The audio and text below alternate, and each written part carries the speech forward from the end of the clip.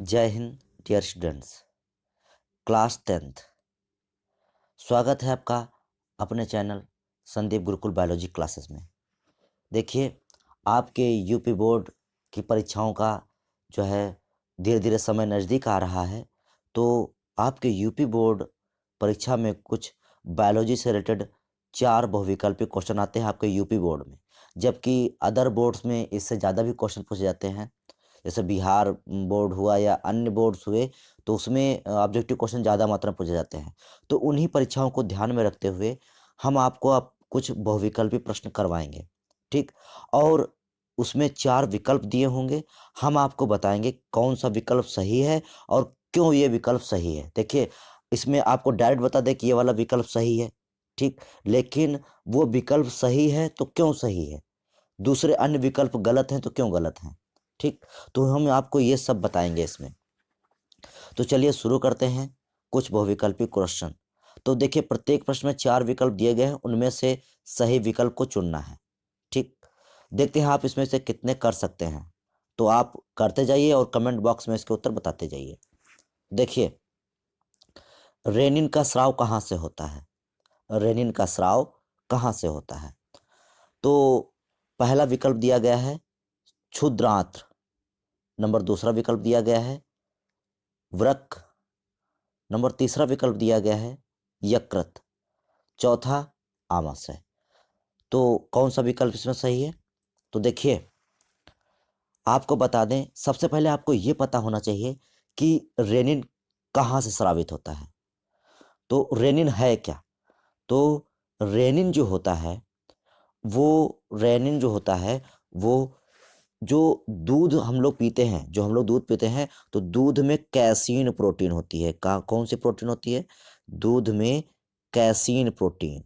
Most important एक बात आपको ध्यान में रखना होगा, आपसे कई बार पूछा जाएगा कि दूध में कौन सी प्रोटीन होती है, तो दूध में कैसीन प्रोटीन होती है, ठीक।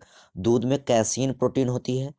और जो कैसीन प्रोटीन होती है, तो ये रेनिन नामक एंजाइम, जो रेनिन नामक एंजाइम होता है, रेनिन नामक एंजाइम, ये रेनिन नामक एंजाइम दूध में उपस्थित कैसीन प्रोटीन को कैल्शियम आयन की उपस्थिति में, कैल्शियम आयन की उपस्थिति में काहे में बदल देता है?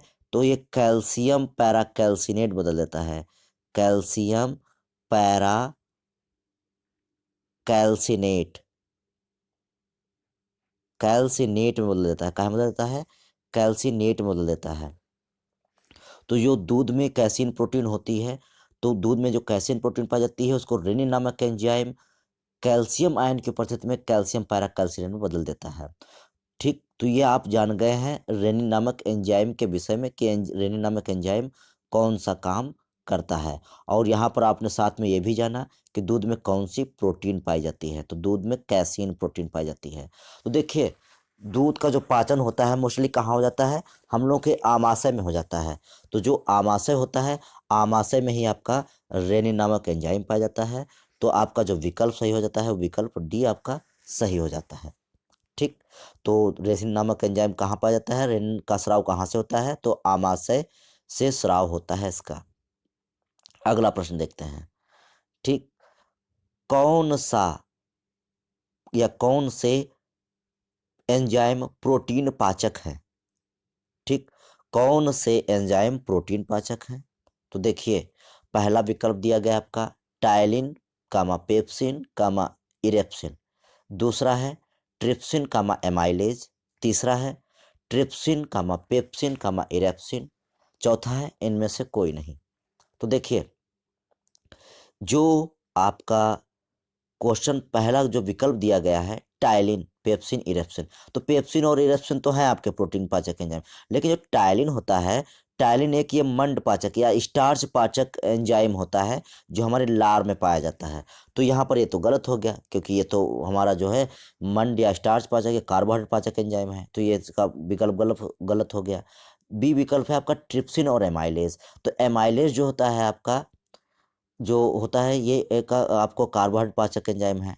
ट्रिप्सिन है आपका प्रोटीन पाचक एंजाइम, तो ये भी गलत हो गया। तीसरा विकल्प आपका है तो ट्रिप्सिन पेप्सिन इरेप्सिन, ट्रिप्सिन कामा पेप्सिन कामा इरेप्सिन, ये सभी आपके तीनों के जो तीनों दिए गए हैं ये प्रोटीन पाचक एंजाइम है। तो लेकिन आपको बता दें कि जो आपका ट्रिप्सिन प्रोटीन पाचक एंजाइम है ये आपका ग्रहणी में पाया जाता है। मोस्ट इंपॉर्टेंट, मोस्ट इंपॉर्टेंट है ये क्वेश्चन। ठीक, आपसे पूछा जाएगा ग्रहणी में पाए जाने वाले प्रोटीन पाचक एंजाइम का नाम बताइए, तो हम बताएंगे क्या, ट्रिप्सिन। फिर अगला आता है आपका पेप्सिन। तो जो पेप्सिन आता है वो आपका आमाशय में पाया जाएगा। कहाँ पाया जाएगा, आपका आमाशय में। इसी टाइप के क्वेश्चन आपके पूछे जाएंगे। ये समझ लिया आपका एक क्वेश्चन ना होकर इसमें कई क्वेश्चन हैं आपके। आपसे आपसे पूछा जाएगा इरेप्सिन नामक प्रोटीन पाचक एंजाइम कहाँ पाया जाता है। तो इरेप्सिन नामक जो प्रोटीन पाचक एंजाइम होता है वो छोटी आंत में होता है। कहाँ होता है, छोटी आंत में। तो यहाँ पर आपने तीन प्रकार के एंजाइम जान लिए। प्रोटीन पाचक एंजाइम ट्रिप्सिन, ट्रिप्सिन कहाँ होता है, ग्रहणी में। पेप्सिन, पेप्सिन कहाँ होता है, आमाशय में। इरेप्सिन कहाँ होता है, छोटी आंत में। तो ये तीनों प्रकार के प्रोटीन पाचक एंजाइम है। अगर आपसे पूछा जाए ग्रहणी में कौन सा एंजाइम पाया जाता है तो ट्रिप्सिन पाया जाता है प्रोटीन पाचक एंजाइम। आपसे पूछा जाए आमाशय में कौन सा एंजाइम पाया जाता है प्रोटीन पाचक, तो पेप्सिन पाया जाता है। आपसे पूछा जाए छोटी आंत में कौन सा एंजाइम पाया जाता है तो इरेप्सिन पाया जाता है। ये तीनों एंजाइम आपको ध्यान रखने हैं, मोस्ट इंपॉर्टेंट एंजाइम है और इसी प्रकार से पूछा जा सकता है। जरूरी कि नहीं ये क्वेश्चन इस प्रकार से आए, ये क्वेश्चन आपका किसी भी प्रकार से आ सकता है। पहले आपको पता होना चाहिए कौन सा एंजाइम कहाँ होता है। ठीक, मैंने आपको बता दिया। आप इन क्वेश्चनों को नोट भी कर सकते हैं। अगला क्वेश्चन, कोशिकीय प्रक्रमों में ऊर्जा मुद्रा है। जो कोशिकीय प्रक्रम है उसमें ऊर्जा मुद्रा है। ये देखिए आपका उत्तर प्रदेश यूपी बोर्ड जो है उसमें 2019 में क्वेश्चन पूछा गया है। कोशिकीय प्रक्रमों में ऊर्जा मुद्रा है, मतलब ऊर्जा की मुद्रा किसे कहा जाता है, तो ऊर्जा की मुद्रा जो होता है वो एटीपी को कहा जाता है। ठीक, किसको कहा जाता है, तो एटीपी। तो जो आपका विकल्प बी दिया गया है वो सही विकल्प है, एटीपी। एटीपी का पूरा नाम क्या होता है, तो एटीपी का पूरा नाम होता है adenosine triphosphate. Adenosine, adenosine, adenosine try phosphate. और देखिए ये एडेनोसिन ट्राइफॉस्फेट क्या होता है, मैंने इसको वीडियो में बताया है कि एडेनोसिन ट्राइफॉस्फेट क्या होता है, एटीपी का निर्माण कैसे होता है। ठीक, तो ये पूरा का पूरा मैंने वीडियो बनाया है, आप कक्षा 10 की प्लेलिस्ट में जाकर वहाँ पर एटीपी का पूरा देख सकते हैं कि एडेनोसिन ट्राइफॉस्फेट का निर्माण कैसे होता है। ठीक, तो अगले क्वेश्चन पर आते हैं। अगले क्वेश्चन को देखते हैं, क्वेश्चन नंबर 4। ठीक, क्वेश्चन नंबर 4 क्या है आपका, क्वेश्चन नंबर 4 है एटीपी तथा एनएडीपी 2H का निर्माण होता है। एटीपी तथा एनएडीपी डॉट 2H का निर्माण होता है। एनएटीपी मतलब एटीपी, तो एटीपी एडेनोसिन ट्राइफॉस्फेट तथा एनएडीपी 2H का निर्माण कहाँ होता है। तो देखिए पहला विकल्प दिया गया है आपका माइटोकॉन्ड्रिया में, दूसरा विकल्प दिया गया है क्लोरोप्लास्ट में, तीसरा विकल्प आपका दिया गया है पराक्सीसोम्स में, चौथा दिया गया है लाइसोसोम्स में। ठीक, तो ये जो क्वेश्चन आया है आपका ये 2019 में पूछा गया है। ठीक, ये 2019 में क्वेश्चन आपका आया है। ये क्वेश्चन आपके बहुत इंपॉर्टेंट है। देखिए एटीपी तथा एनएडीपी जो 2H का निर्माण होता है निकोटिनामाइड एडेनिन डाइफॉस्फेट। ठीक, तो इस टाइप से इसका पूरा नाम होता है निकोटिनामाइड एडेनिन डाइफॉस्फेट, ये इसका पूरा नाम होता है। तो एटीपी तथा एनएडीपी 2H का जो निर्माण होता है वो पहला विकल्प दिया गया है माइटोकॉन्ड्रिया में, दूसरा है क्लोरोप्लास्ट में, तीसरा है आपका पराक्सीसोम्स में, चौथा है लाइसोसोम्स में। ठीक, तो देखिए जो आपका एटीपी का निर्माण होता है वो एटीपी का निर्माण आपका माइटोकॉन्ड्रिया में जब क्रेब्स चक्र चलता है। माइटोकॉन्ड्रिया में कौन सा चक्र, क्रेब्स चक्र। ये मैंने आपको पूरा का पूरा क्रेब्स चक्र बताया है। माइटोकॉन्ड्रिया में जब आपका क्रेब्स चक्र चलता है उस क्रेब्स चक्र में, क्रेब्स चक्र के द्वारा एटीपी का निर्माण होता है और साथ में एडीपी 2H का भी निर्माण होता है। तो ये क्रिया आपके माइटोकॉन्ड्रिया में संपन्न होती है। तो ये विकल्प आपका ए सही हो जाता है। अगला देखते हैं, पांचवा विकल्प, पांचवा क्वेश्चन देखते हैं। पाचन क्षेत्र में भोजन के साथ मिलने वाले पहले एंजाइम का नाम है। मतलब जहाँ से आपका पाचन शुरू होता है और पाचन क्षेत्र में भोजन के साथ मिलने वाले पहले एंजाइम का नाम बताना है आपको। पहला विकल्प पेप्सिन, दूसरा विकल्प सेलुलोज, तीसरा विकल्प रोमाइलेज, चौथा विकल्प ट्रिप्सिन। तो यहाँ पर जो आपका जो विकल्प दिया गया है रोमाइलेज, तो रोमाइलेज ना होकर ये आपका एमाइलेज है। यहाँ पर गलती से छप गया है एमाइलेज। ठीक, इसको सही कर लेंगे यहाँ पर इसको सही कर लेंगे। ठीक, तो यहाँ पर जो आपका रहेगा एमाइलेज रहेगा, क्या रहेगा, एमाइलेज। ऐसे इसको सही कर लेंगे। अगर आपकी किताब में गलत दिया गया है तो आपको उसको सही कर लेना है। ठीक, तो एमाइलेज है यहाँ पर, रोमाइलेज जब क्या कर देंगे, ए कर देंगे, एमाइलेज हो जाएगा ये। ठीक, तो देखिए जो आपका विकल्प दिया गया है, आपका विकल्प इसमें दिया गया है पांचवा विकल्प, मतलब जो पांचों क्वेश्चन में आपका जो विकल्प दिया गया है वो पाचन क्षेत्र में भोजन के साथ मिलने वाले पहले एंजाइम। तो देखिए भोजन पहले कहाँ मिलता है जाकर, लार में। ठीक है, लार में आपके दो प्रकार के एंजाइम पाए जाते हैं, एक होता है टाइलिन और दूसरा होता है लाइसोजाइम। लार में कौन से दो प्रकार के एंजाइम होते हैं, टाइलिन, क्योंकि भोजन का पाचन तो लार से ही शुरू हो जाता है, मुंह से शुरू हो जाता है। तो टाइलिन, एक सेकेंड, टाइलिन, टाइलिन जो होता है, टाइलिन आपका लार में पाचन होता है, और दूसरा होता है लाइसोजाइम। दूसरा कौन होता है, लाइसोजाइम। ठीक, आपका टाइलिन और लाइसोजाइम दो आपके जो एंजाइम होते हैं वो लार में पाए जाते हैं। कहाँ पाए जाते हैं, लार में। ठीक है, लेकिन यहाँ पर तो आपका कोई विकल्प दिया ही नहीं है। आपका तो विकल्प दिया गया पेप्सिन, दूसरा विकल्प सेलुलोज, तीसरा एमाइलेज, चौथा विकल्प दिया गया ट्रिप्सिन। ठीक, तो यहाँ पर तो कोई ऐसा विकल्प दिया नहीं गया है, लेकिन आपका जो तीसरा विकल्प दिया गया है एमाइलेज, देखिए एमाइलेज जो होता है आपका, इसको जो है स्लाइवरी एमाइलेज भी कहते हैं। जो टाइलिन आपका होता है, टाइलिन, जो आपका जो टाइलिन एंजाइम होता है लार का, उसको आपको स्लाइवरी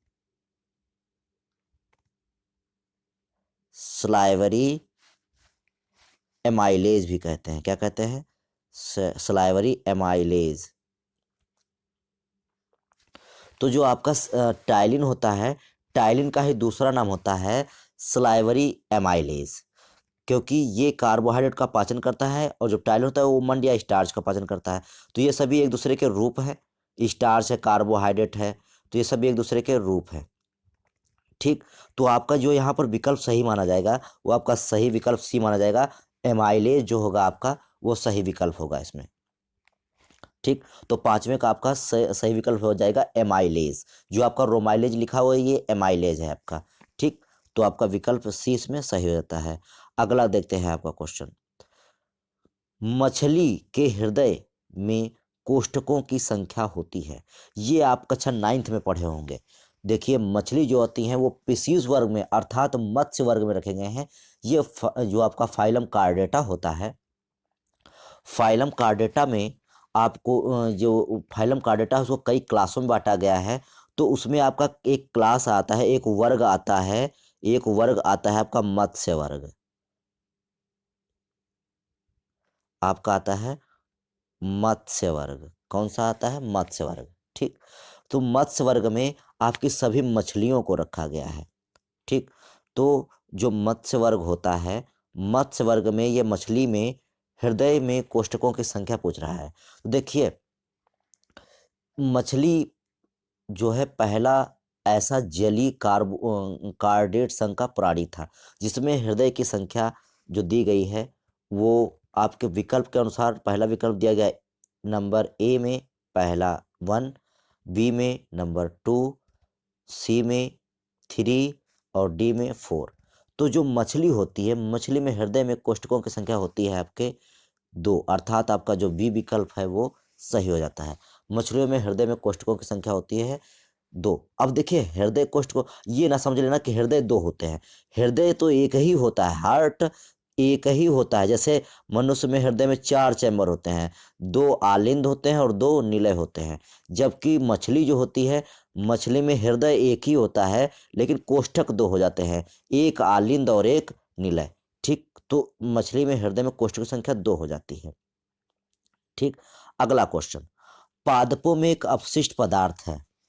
पादपों में एक अपशिष्ट पदार्थ है, कौन सा अपशिष्ट पदार्थ है, नंबर ए दिया गया शर्करा, नंबर बी अमीनो अम्ल, number C resin, number D glucose. तो देखिए पादपों में एक अपशिष्ट पदार्थ है। अपशिष्ट क्या होता है? जो उनके लिए हानिकारक हो।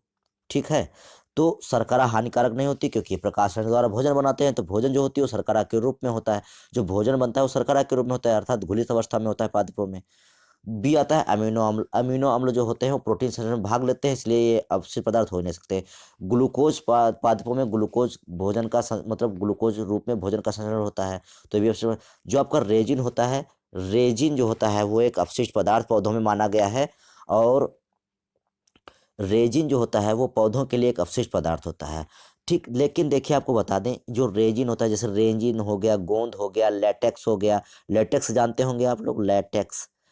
ठीक, लेटेक्स जो होता है, ये आपने अकौड़ा देखा होगा, अकौड़ा का पेड़ देखा होगा। ठीक है, तो जो गुल्लर का पेड़ देखा होगा, गुल्लर, तो उसमें जब इसको देखिए तोड़ते हैं तो उसमें दूध जैसा पदार्थ निकलता है। कैसा? दूध जैसा पदार्थ निकलता है, इसको बोलते हैं लेटेक्स। क्या बोलते हैं इसको? लेटेक्स बोलते हैं। ये सब होता क्यों है?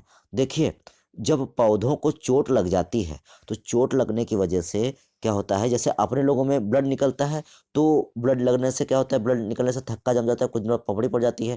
तो ये सब होता है ताकि वायरस और बैक्टीरिया वो हमारे उस घाव पर, उस चोट पर इन्फेक्शन ना फैला सकें। इसी प्रकार से जो पौधों में ये पदार्थ निकलता है, तो जब कोई वहाँ पर चोट कर देता है तो वहाँ से रेजिन, गोंद या लैटेक्स स्रावित होता है, और ये स्रावित होने के कारण तो कुछ दिन बाद वो वहाँ पर जम जाता है। वहाँ पर ऐसे जम जाता है, और जमने के बाद क्या होता है, उस भाग को वायरस और बैक्टीरिया से रक्षा करता है। वायरस और बैक्टीरिया से उस भाग को रक्षा करता है, इसलिए। लेकिन इसको जो है एक उत्सर्जी पदार्थ के रूप में माना गया, तो इसमें आपका जो विकल्प सही होता है सी सही हो जाता है। ठीक, तो अब आगे देखते हैं आपका अगला क्वेश्चन, क्वेश्चन नंबर 8। ठीक, क्वेश्चन नंबर 8 क्या कहता है आपका? आहार नाल के किस भाग में भोजन अंतिम रूप से पचता है? आहार नाल के किस भाग में? तो देखिए, जो आहार नल होती है, क्वेश्चन नंबर 8 क्या है आपका? आहार नल किस भाग में भोजन अंतिम रूप से पचता है? तो इसमें विकल्प आपका ए दिया गया है आमाशय, बी है मुख गुहा, सी है बृहदांत्र या बड़ी आंत, नंबर डी छोटी आंत। ठीक, तो आहार नाल जो होती है मुख से लेकर गुदा तक फैली होती है। ठीक, तो मुख से लेकर गुदा तक का इसका पूरा एक क्रम होता है, जैसे पहले मुख है। ठीक, मुख, मुख से फिर जाता है ग्रसनी, छोटा सा भाग होता है ग्रसनी। मान लीजिए कहीं कहीं पर ग्रसनी नहीं देते हैं, सीधा सीधा ग्रास नली दे देते हैं। क्या देते हैं? ग्रास नली। तो जो ग्रास नली दे देते हैं, फिर ग्रास नली के बाद कौन सा आता है? ग्रास नली के बाद आपका आता है आमाशय। क्या आता है आपका? आमाशय। आमाशय के बाद आता है छोटी आंत, छोटी आंत। ठीक, और छोटी आंत के बाद आता है बड़ी आंत। क्या आता है आपका? बड़ी आंत। बढ़िया, तो ये आपका क्रम होता है, इस क्रम को आपको याद रखना है। बहुत से कॉम्पिटिटिव एग्जाम, जैसे आपका सीटेट हो गया, ठीक, आपका जो सीटेट है, सीटेट और आपका टेट है, या और जो भी एग्जाम आते हैं उसमें कई बार आपका ये क्वेश्चन पूछा गया है कि आहार नल का क्रम क्या होता है। ठीक, आहार नल का क्रम क्या होता है? तो हम यही क्रम आपको यही क्रम आपको याद रखना है।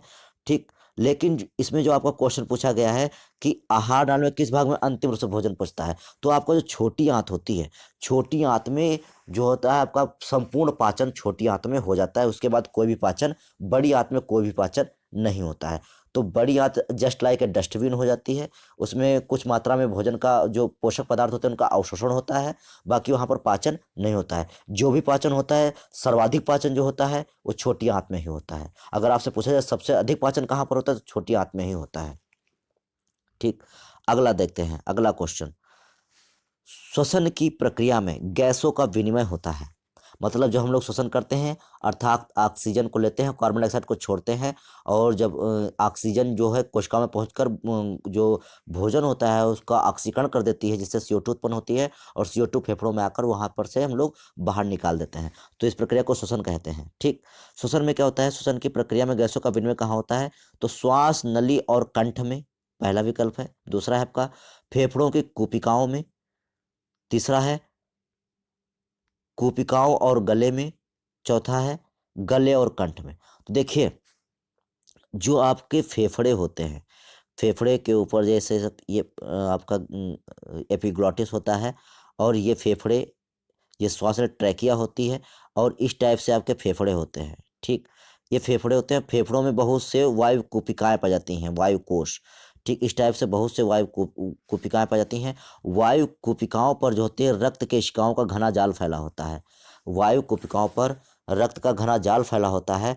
तो वायु कूपिकाओं में ही आपकी ऑक्सीजन और कार्बन डाइऑक्साइड आकर भरती है, और यहीं से ऑक्सीजन जो है रक्त केशिकाओं में चली जाती है, और रक्त केशिकाओं से CO2 जो होती है फेफड़ों में आ जाती है, वायु कूपिकाओं में आ जाती है। तो सारा खेल वायु कूपिकाओं का है। वायु कूपिकाओं के द्वारा ही ऑक्सीजन और CO2 का परिवहन किया जाता है। तो आपका जो बी विकल्प है वो आपका सही होता है, फेफड़ों की कूपिकाओं में। ठीक, अब अगला क्वेश्चन देखते हैं, 10वां क्वेश्चन। हमारे शरीर में मूत्र का सही मार्ग है। बहुत इंपॉर्टेंट क्वेश्चन है ये। मार्ग वाले क्वेश्चन तो बहुत ही ज्यादा पूछे जाते हैं कंपटीशन में, क्योंकि आपने थोड़ा सा भी गड़बड़ कर दिया तो आपका क्वेश्चन ये पूरा का पूरा गड़बड़ हो जाएगा, गलत हो जाएगा। इसको आपको ध्यान में रखना है। ठीक, तो हमारे शरीर में मूत्र का सही मार्ग क्या होता है? तो पहला विकल्प दिया गया है वृक्क से मूत्र नली, मूल नली। यहाँ पर मूल नली दिया गया है तो ये गलत है, मूल नली नहीं होती है। ठीक है, दूसरा दिया गया है वृक्क। पहला विकल्प क्या दिया गया है? वृक्क से मूल नली। तीसरा है मूत्र मार्ग, और मूत्र मार्ग से मूत्राशय, पहला विकल्प हो गया। दूसरा है वृक्क, वृक्क से मूत्राशय, मूत्राशय से मूत्र मार्ग, और मूत्र मार्ग से मूत्र नली। तीसरा विकल्प वृक्क, वृक्क से मूल नलियां, और मूल नलियों से मूत्राशय, और मूत्राशय से मूत्र मार्ग। ठीक, डी विकल्प दिया गया है मूत्राशय, मूत्राशय से वृक्क, वृक्क से मूत्र नली, और मूत्र नली से मूत्र मार्ग। तो आपका इसमें आपको कौन सा विकल्प सही लगता है? तो देखिए आपका जो, देखिए पहले जो वृक्क होते हैं, वृक्क मतलब किडनी, तो जो किडनी होती हैं वो सेम के बीज के आकार की होती है, ऐसे। ठीक, इनसे क्या होता है, यहाँ पर दो, यहाँ पर केशिकाएं होती हैं, मतलब जो है धमनी और शिराएं होती हैं, वहाँ से ब्लड आता है, और यहाँ से ब्लड जो यहाँ से जो मूत्र होता है मूत्र वाहिनियों में पहुँचता है। मूत्र वाहिनियों से पहुँचने के बाद मूत्राशय पहुँचता है, और मूत्राशय से मूत्र मार्ग द्वारा शरीर से बाहर निकल जाता है। तो सबसे पहले मूत्र जो होता है वो किडनी में होता है। ठीक है, तो वृक्क, किडनी को क्या कहते हैं? वृक्क कहते हैं। और यहाँ पर जो आपका विकल्प सी है वो सही है। क्योंकि वो सही है क्योंकि पहले वृक्क जो मूत्र का सही मार्ग है, पहले वो वृक्क में आएगा, वृक्क से फिर मूत्र नलियां, यहाँ पर मूत्र नलियां है, त्रा बना लेना है, ये गलत लिखा हुआ है। मूल नलियां नहीं होता है, मूत्र नली होता है। ठीक, मूत्र नलियों में आता है, और मूत्र नलियों के द्वारा फिर मूत्राशय में आता है।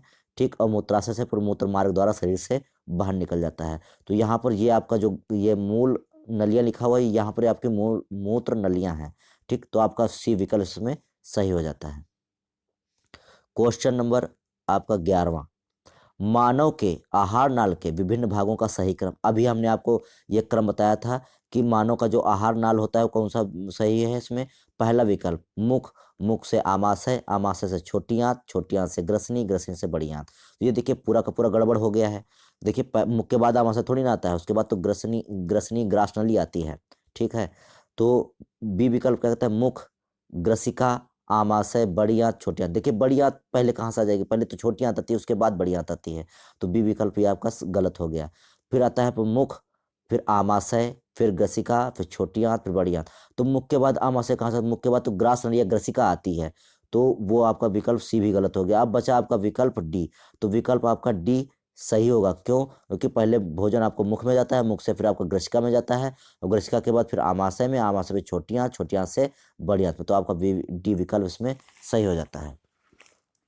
ठीक है, तो ये क्रम आपको याद रखने हैं, ये क्रम आपके बहुत ज़्यादा पूछे जाते हैं। अगला, मनुष्य में दुग्ध ग्रंथियां किसकी रूपांतरित रचना है? तो जो देखिए मनुष्य में जो मादा होती है, फीमेल जो होती हैं, स्त्रियां होती हैं, उसमें दुग्ध ग्रंथियां होती हैं, और दुग्ध ग्रंथियों का जो दुग्ध ग्रंथियां जो होती हैं किसकी रूपांतरित संरचना होती हैं? तो पहला विकल्प दिया गया है त्वची ग्रंथियों की, दूसरा विकल्प है स्वेद ग्रंथियों की, तीसरा है लार ग्रंथियों की, चौथा है जठर ग्रंथियों की। देखिए जो मनुष्य में जो दुग्ध ग्रंथियां होती हैं वो आपकी, जो बी विकल्प है वो सही है, आपकी स्वेद जो ग्रंथियां होती हैं, स्वेद अर्थात पसीने का स्राव करने वाली ग्रंथियां, तो उन्हीं का रूपांतरित होती हैं। स्वेद ग्रंथियों का ही रूपांतरित अंग होती हैं दुग्ध ग्रंथियां, जो पुरुषों में निष्क्रिय होती हैं और स्त्रियों में सक्रिय होती हैं। तो आपका बी विकल्प सही हो जाता है। ठीक, अगला क्वेश्चन, आपका क्वेश्चन नंबर 13वां, लसिका में नहीं पाए जाते। तो देखिए, सबसे पहले आप जानिए लसिका क्या होता है। मैंने रुधिर और लसिका में अंतर बताया है कि रुधिर और लसिका में अंतर क्या है, मैंने पूरा का पूरा अंतर वीडियो में बताया है। ठीक, तो आप वीडियो में जाकर रुधिर और लसिका को देख लीजिए, क्योंकि वहां पर मैंने आपको लसिका के विषय में अच्छी तरीके से समझाया है। जब आप लसिका के विषय में समझ जाएंगे तो इस टाइप के क्वेश्चन आपको आसानी से हो जाएंगे। और ये क्वेश्चन आपको 2018 में आया है, उत्तर प्रदेश में ये 2018 में क्वेश्चन पूछा गया है। लसिका में नहीं पाए जाते, तो लसिका में क्या नहीं पाए जाते, देखिए पहला विकल्प है लाल रुधिर कणिकाएं, दूसरा विकल्प है लिम्फोसाइट्स, तीसरा है श्वेत रुधिराणु, चौथा है उत्सर्जी पदार्थ। देखिए, जो लसिका होती है, लसिका क्या होती है, लसिका एक प्रकार का छना हुआ रुधिर होती हैं, जिसमें WBCs की मात्रा ज़्यादा होती है। काहे कि WBCs वाइट ब्लड सेल्स की मात्रा ज़्यादा होती है। ठीक है, और आपकी जो रेड ब्लड सेल्स होती हैं उनकी मात्रा नहीं होती है। ठीक है, तो जो आपका लसिका है, तो आपका विकल्प ए सही होता है, क्योंकि लसिका में लाल रुधिर कणिकाएं अर्थात रेड ब्लड कार्पल्स या रेड ब्लड सेल्स नहीं पाई जाती हैं। ठीक है, अब अगला क्वेश्चन, क्वेश्चन नंबर 14, जठर रस स्रावित होता है।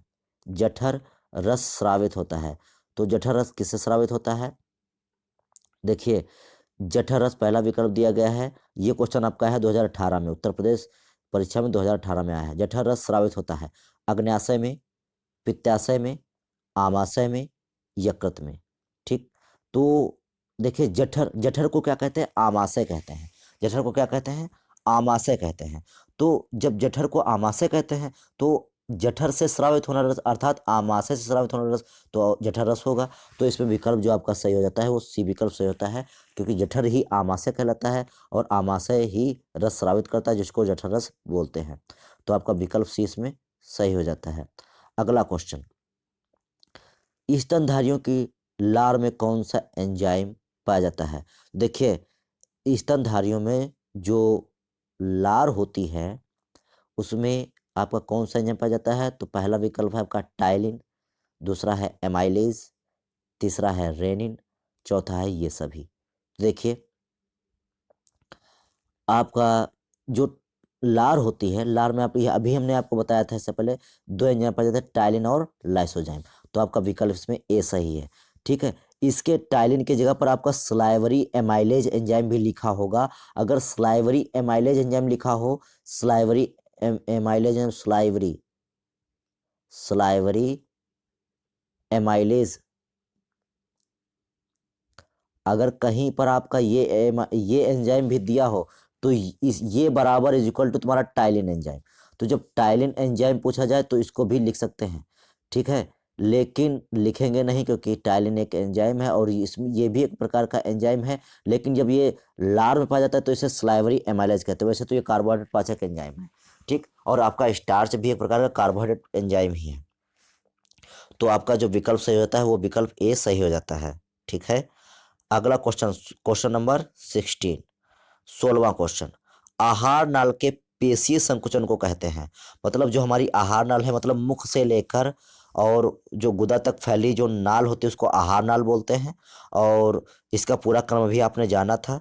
तो जो आहार नाल का जो पेशीय संकुचन है उसे क्या कहते हैं, नंबर ए अवशोषण, नंबर बी पाचन, नंबर सी क्रमाकुंचन, नंबर डी परिसंचरण। देखिए, जो हमारे लोगों की आहार नाल होती है, आहार नाल में जो भोजन आगे बढ़ता है, आपसे क्वेश्चन ऐसे भी पूछा जा सकता है कि आहार नाल में भोजन किस गति के कारण आगे बढ़ता है। तो आहार नाल में जो पेशी संकुचन होता है उसको क्या कहते हैं, तो देखिए आपका जो आहार नाल में भोजन आगे बढ़ता है वो क्रमाकुंचन गति के कारण। जो आंत होती है वो एक प्रकार की गति करती है क्रमाकुंचन। ठीक, क्रमाकुंचन गति के कारण जो होती है भोजन जो होता है वो आगे पहुंचता है। तो उसमें आपका जो विकल्प सी है वो सही हो जाता है, क्रमाकुंचन। अगला क्वेश्चन नंबर 17वां, स्फेगनोमैनोमीटर से नापते हैं। तो देखिए, स्फेगनोमैनोमीटर क्या होता है, अभी आप कभी डॉक्टर के वहां गए होंगे तो डॉक्टर ने आपका बीपी नापा होगा। ठीक, बीपी नापा हो, बीपी मतलब ब्लड प्रेशर, रुधिर दाब। तो जब बीपी नापा होगा तो कैसे नापा होगा, पहले आपको हाथ में एक पट्टा जैसा बांधा होगा, फिर उसमें एक पंप से वो नली टाइप की होगी, उसमें हवा भरी होगी, तो उसमें पारा ऊपर चढ़ा होगा। तो इस टाइप को बोलते हैं, उसी को बोलते हैं स्फेगनोमेनोमीटर। जो आपने देखा होगा, उसमें पारा ऊपर चढ़ता है, फिर उसके बाद वो कान में स्टेथोस्कोप लगाते हैं, फिर सुनते हैं उसमें। ठीक, तो उसको बोलते हैं स्फेगनोमेनोमीटर, जिसमें हवा भरते हैं, बहुत टाइट टाइट हो जाता है हाथ पर। ठीक, तो कभी आपने बीपी नपाया होगा डॉक्टर के पास, तो उसको बोलते हैं स्फेगनोमीटर, स्फेगनोमैनोमीटर। तो उससे क्या नापा जाता है, तो उससे देखिए आपका जो होता है रुधिर दाब नापा जाता है। क्या नापा जाता है आपका, रुधिर दाब नापा जाता है। क्या नापा जाता है, रुधिर दाब। तो ये रुधिर दाब को, ये क्वेश्चन आप बिल्कुल रट लीजिए, ये क्वेश्चन नंबर 17वां। ये क्वेश्चन बहुत ही इंपॉर्टेंट है कंपटीशन की दृष्टि से, और ऐसे भी इंपॉर्टेंट है। ठीक है, तो अगला आता है क्वेश्चन नंबर 18। क्वेश्चन नंबर 18 क्या है आपका, त्रिवलन कपाट के बीच में होता है। त्रिवलन कपाट के बीच में होता है, मतलब जो आपका हार्ट होता है, हार्ट, जो आपका हार्ट होता है, हार्ट में आपके 4 चैम्बर होते हैं। मनुष्य के हार्ट में 4 चैम्बर होते हैं। ठीक है, मनुष्य के हार्ट में आपके 4 चैम्बर होते हैं, जिसमें 2 आलिंद होते हैं और 2 निलय होते हैं। तो उसमें कपाट पाए जाते हैं। जो आपका बायां भाग होता है, उसमें आपके कपाट पाए जाते हैं, डाइकैप्सिड वॉल्व, द्विवलनी कपाट, द्विवलनी द्विवलनी कपाट, डाई कैप्सूल वॉल्व बोलते हैं। और जो आपका बायां भाग होता है, जो आपका दायां भाग होता है, उसमें आपके द्विवलनी कपाट पाए जाते हैं।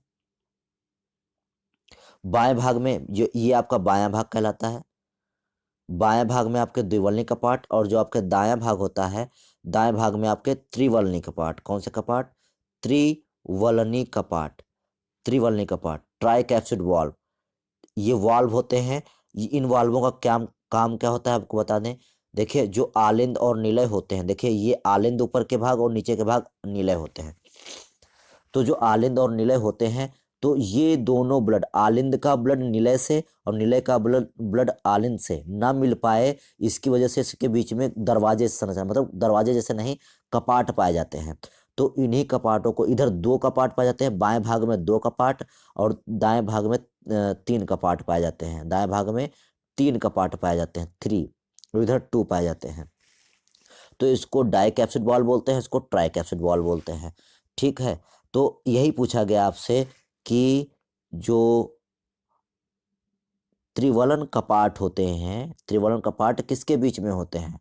तो आपका पहला विकल्प दिया गया है दाहिना व बायां निलय, दूसरा विकल्प दिया गया है दाहिना निलय व बायां आलिंद, तीसरा दिया गया है दाहिना निलय व दाहिना आलिंद, चौथा विकल्प दिया बायां निलय व बायां आलिंद।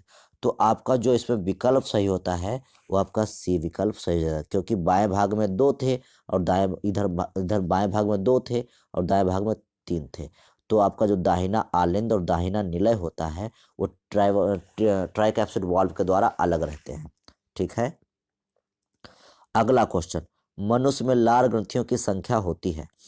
मनुष्य में लार ग्रंथियां कितनी होती हैं, तो देखिए आपको बता दें, मनुष्य में तो देखिए 2 प्रकार की लार ग्रंथियां होती हैं। 2 प्रकार की लार ग्रंथियां होती हैं। एक होती है प्रधान लार ग्रंथियां। ये जब आप बड़े क्लासों में जाएंगे तो आपको पढ़ाया जाएगा प्रधान लार ग्रंथियां। ठीक है, प्रधान लार ग्रंथियां, और दूसरी होती है सहायक लार ग्रंथियां। सहायक लार ग्रंथियां, जो आपकी प्रधान लार ग्रंथियां होती है, इन्हीं से मोस्टली सबसे ज़्यादा आपकी लार स्रावित होती है। जो प्रधान लार ग्रंथियां होती हैं, उन्हीं से सबसे ज़्यादा लार स्रावित होती है। और जो प्रधान लार ग्रंथियां होती हैं, वो 3 प्रकार की होती हैं। जो प्रधान लार ग्रंथियां होती हैं, वो 3 प्रकार की होती हैं आपकी। इनको बोलते हैं अधोजिह्वा, अधोजिह्वा। ठीक है, अधो माने नीचे, जिह्वा माने जीभ के। ऐसी लार ग्रंथियां जो जीभ के नीचे हो, तो उनको बोलते हैं अधोजिह्वा। ठीक है, दूसरा आता है अधोहनु, अधोहनु, हनु माने होता है जबड़ा। ऐसी लार ग्रंथियां जो जबड़े के नीचे हो, ठीक है, तो उनको बोलते हैं अधोहनु। तीसरा आता है कर्णमूल ग्रंथियां, तीसरा आता है कर्णमूल ग्रंथियां। ये कर्णमूल ग्रंथियां होती हैं, हमारे कानों के पास स्थित होती हैं। ठीक है, जब कभी कभी ये कर्णमूल ग्रंथियां जो होती हैं, ये कर्णमूल ग्रंथियों में जब कर्णमूल ग्रंथियां होती हैं, कर्णमूल जो कान के पास होती हैं, तो कभी कभी इसमें वायरस का इन्फेक्शन हो जाता है। किसका? वायरस, विषाणु का। वायरस का इन्फेक्शन हो जाता है, तो इनकी वजह से हमको लोगों को एक रोग हो जाता है जिसको कहते हैं कनगुज, मम्स कहते हैं। मम्स मम्स कनगुज, कनगुज निकल आते हैं। तो लार वगैरह भोजन वगैरह निकलने में दिक्कत होती है, जिसको मम्स बोलते हैं। मम्स, मम्स रोग हो जाता है, मम्स। ठीक है, कनगुज इसको बोलते हैं, गांव में कनगुज कहा जाता है। ठीक है, तो ये रोग हो जाता है वायरस के इन्फेक्शन की वजह से। तो अगर यहाँ से पूछा जाए आपसे मनुष्य में कितनी लार ग्रंथियां होती है, तो हम यहाँ बताएंगे 3 जोड़ी लार ग्रंथियां होती हैं। तो अधोजिह्वा, अधोहन और कर्णमूल ग्रंथियां, जो ये 3 होती हैं लार ग्रंथियां, ये जोड़े में पाई जाती हैं। इसे 3 जोड़ी ग्रंथियां। तो आपका विकल्प 20, विकल्प इसमें सी जो होता है वो सही हो जाएगा कि मनुष्य में लार ग्रंथियों की संख्या होती है तो 3 जोड़ी लार ग्रंथियां होती हैं। ठीक है, तो उम्मीद है कि ये क्वेश्चन आपको अच्छे तरीके से समझ में आए होंगे। अगर फिर भी आपको कोई दिक्कत लगती है तो आप कमेंट करके जरूर पूछिएगा और बताइएगा कि आपको क्वेश्चन समझ में आए हैं या नहीं आए हैं। बाकी हम जैसा अगर आप बताएंगे तो आगे के नेक्स्ट वीडियो बनाएंगे। तो आज के लिए केवल इतना ही, बाकी नेक्स्ट वीडियो में, तब तक के लिए जय हिंद।